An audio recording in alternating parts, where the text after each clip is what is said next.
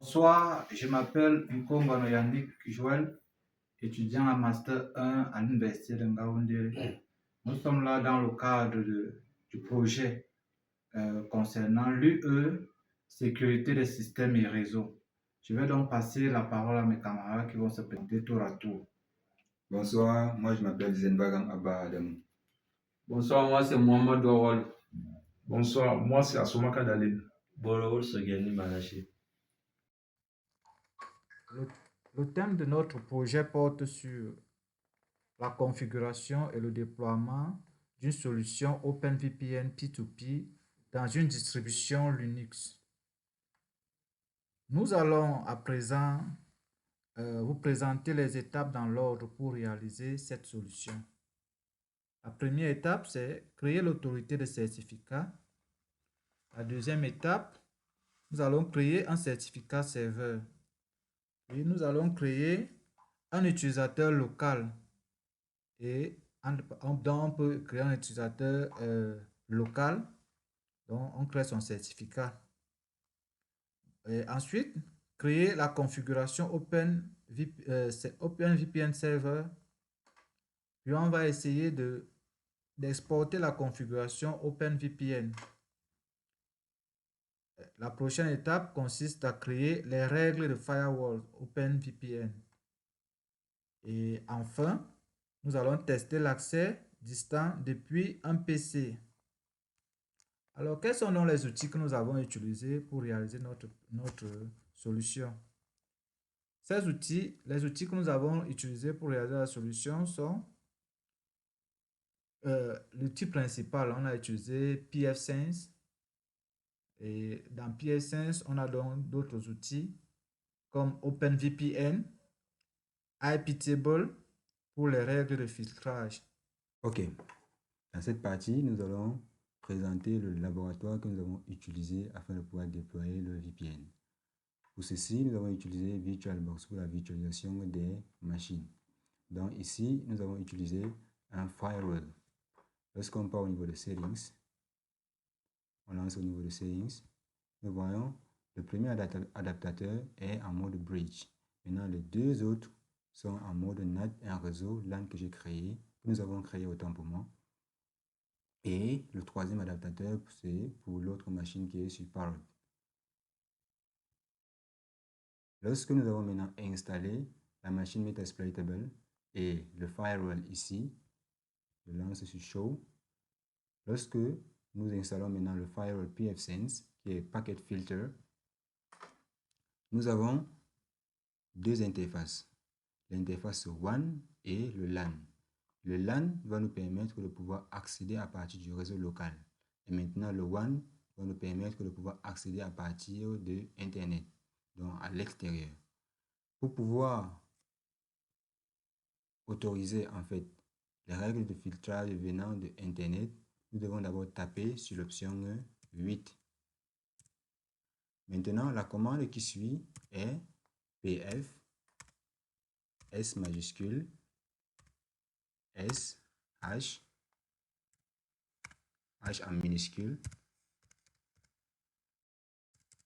.php. Maintenant, on met enable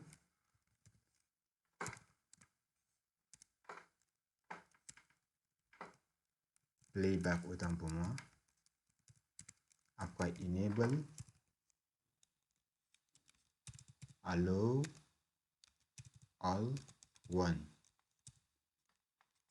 La commande ici nous permet ainsi de pouvoir autoriser les paquets qui vont venir de l'extérieur pour se pointer sur l'interface WAN que nous avons, le 192.168.43.115.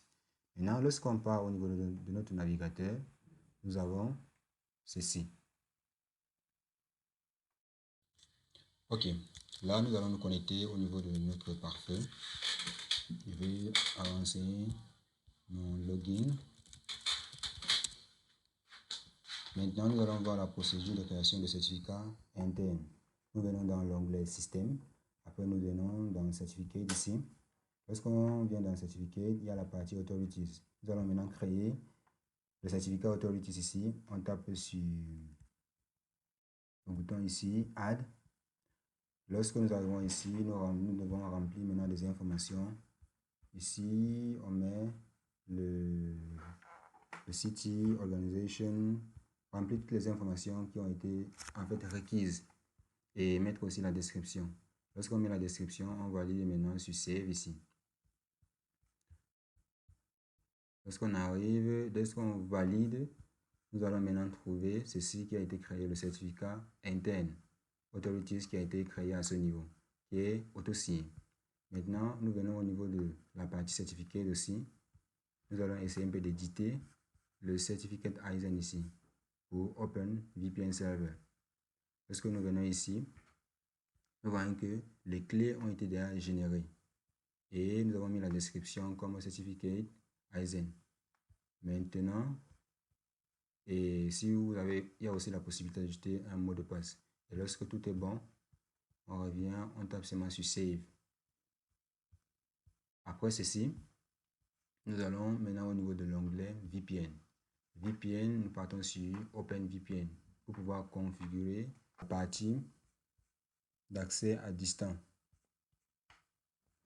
Maintenant, à ce niveau, nous allons maintenant créer aussi un certificat, une configuration pour permettre de se connecter, en fait, pour permettre la connexion au certificat client. Nous venons à ce niveau, on renseigne la description, on met le mode SSL, TLS pour permettre l'authentification et on choisit sur quelle couche est-ce que il doit s'exécuter.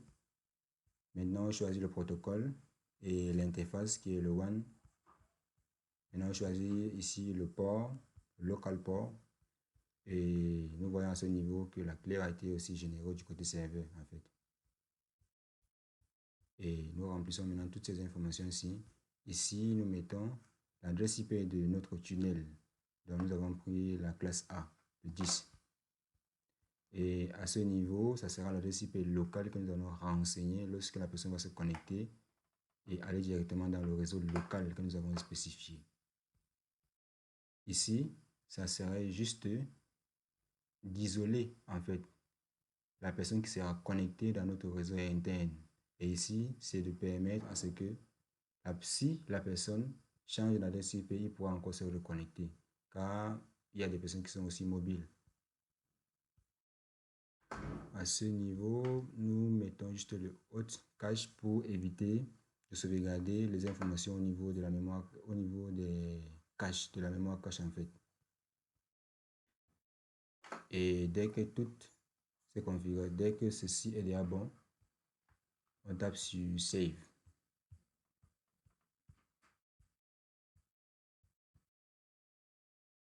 Et nous voyons que la configuration au niveau de OpenVPN Server ici a été configurée avec succès.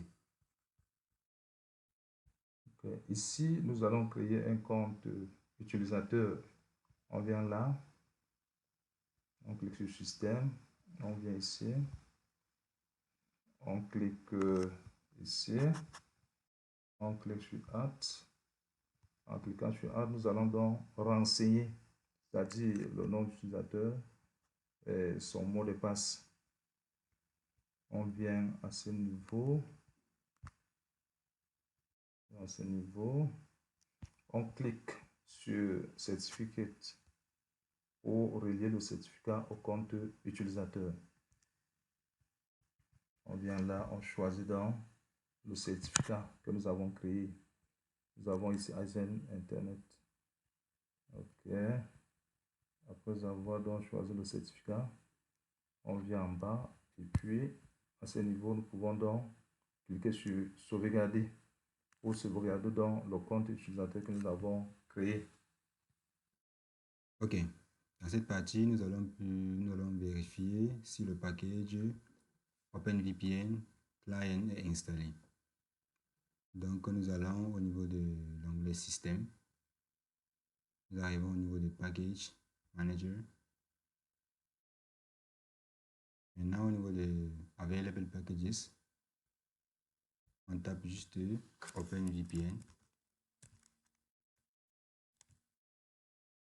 Et on tape sur Search. Maintenant, ceci va maintenant faire la recherche lorsque vous êtes connecté à Internet. Et une fois, vous montrer si le paquet est disponible. Et vous allez maintenant cliquer directement sur le bouton installer. Le mien, j'ai déjà installé ici. Pour la raison que ça figure dans cette partie. Dans le temps que ça charge, le paquet est installé. Ici, on montre que OpenVPN Client Export est déjà installé. Maintenant, lorsque ceci est déjà installé, nous allons maintenant vérifier au niveau de l'onglet VPN qui est à ce niveau. On arrive maintenant sur OpenVPN. Lorsqu'on arrive sur OpenVPN, nous allons voir cette partie qui a été rajoutée après avoir installé le package. Maintenant, la partie Client Export, nous cliquons là-dessus. Ici, le Remote Access Server est juste la configuration que nous avons fait au niveau du serveur, qui nous permettant ainsi de pouvoir créer le tunnel à ce niveau, au niveau de VPN, de l'onglet VPN, la partie serveur. Maintenant, lorsqu'on remplit maintenant toutes ces informations ici, nous venons à ce niveau pour taper sur Save as Default. Lorsque ceci est déjà enregistré, nous allons maintenant pouvoir exporter la configuration ici. Les configurations dépendent maintenant des différents systèmes en fait. Donc, lorsque la personne utilise un iOS, nous pouvons exporter la configuration à ce niveau. Lorsque la personne utilise peut-être un système Windows qui est récent, donc on peut utiliser la version 64 bits ou 32. Maintenant, il y a aussi des versions antérieures qui sont le Windows 10, qui peuvent être aussi Windows 7, Windows 8, peu importe. Maintenant, lorsque nous cliquons maintenant ici sur importer, nous allons importer pour un système Windows dans les versions actuelles, récentes en fait. Lorsque ceci est bon, je tape maintenant sur conserver, vu que la machine reconnaît comme c'était un virus. Je tape sur conserver à ce niveau. Maintenant, je viens ici, je tape maintenant sur conserver quand même. Lorsque ceci est téléchargé, nous allons maintenant dans la partie téléchargement. Ici, nous allons faire maintenant un double clic à ce niveau. Le mien est déjà installé. Maintenant, lorsque tout est installé, nous venons maintenant à ce niveau pour pouvoir maintenant nous connecter à notre serveur, VPN qui est juste configuré à ce niveau ici. Alors, nous retournons maintenant au niveau de la barre de tâches. Nous allons voir l'icône d'un petit écran ici. Maintenant, voici toutes les configurations que nous avons eu à faire. Maintenant, ce qui est récent, en fait, c'est le PFSense ici, UDP 1194, le port utilisé, et nous allons taper sur connecter. Maintenant, lorsque nous voulons maintenant nous connecter, on va demander un mot de passe. Donc, nous devons renseigner absolument un mot de passe. Je tape maintenant le mot de passe. Et puis, je tape sur OK. Maintenant, lorsque ceci est déjà validé, on voit ici la connexion a été effectuée avec succès. Et une adresse IP est assignée le 10.0.110.6. L'adresse IP du tunnel que j'avais spécifié lors de la création de la configuration serveur au niveau de OpenVPN. Maintenant, pour pouvoir autoriser tous ces trafics ici, nous allons maintenant sur Firewall. Sur Firewall, ici, nous partons sur Roles. Nous définissons maintenant les règles de WAN qui doit maintenant autoriser tous les paquets venant de n'importe quelle source et d'arriver au niveau du réseau 192.168.20.0 que nous avons spécifié, qui est notre réseau interne. Et ici, c'est pour permettre la communication utilisant le protocole ICMP de la couche 3 du modèle OSI. Ceci sont des règles de la partie 1. Maintenant, nous arrivons au niveau de OpenVPN. Maintenant, lorsque l'interface OpenVPN reçoit maintenant une requête venant de n'importe où, ici, la destination sera le sous-réseau que nous avons spécifié, le LAN que nous avons créé ici. Et s'il y a une possibilité de pouvoir se connecter à travers le RDP, ceci a été déjà autorisé à ce niveau. Maintenant, lorsque nous vérifions à ce niveau, nous voyons que nous sommes vraiment connectés. Et c'est là le VPN marche normalement. Donc, le laboratoire que nous avons mis ici en place, ceci joue le rôle de notre machine Metasploitable ici. J'ai juste le rôle de site que nous allons maintenant déployer, que nous avons déployé en fait ici. Et maintenant, ceci, c'est une autre machine que nous avons mis sur le même réseau. Et le firewall ici va maintenant gérer l'ensemble du réseau que nous avons créé à ce niveau.